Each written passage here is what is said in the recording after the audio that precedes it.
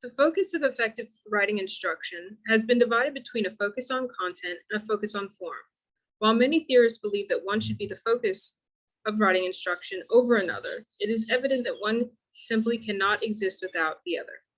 An attempt to divide these concepts of writing instruction undermines the development of effective communication. Communication is context. The ability to develop form is born of content.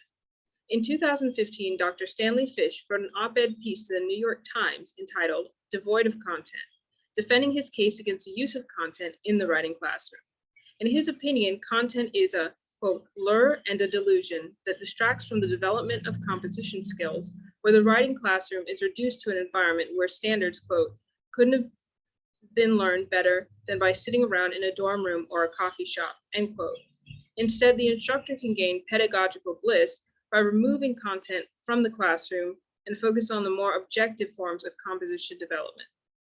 In his article, Cultural Thought Patterns, Robert B. Kaplan explains that, quote, rhetoric is not universal either, but varies from culture to culture and even from time to time within a given culture. It is affected by canons of taste within a given culture at a given time, end quote.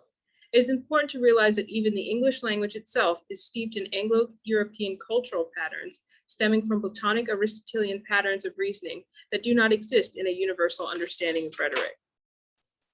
Language and the way that it is used cannot exist without the context of cultural content.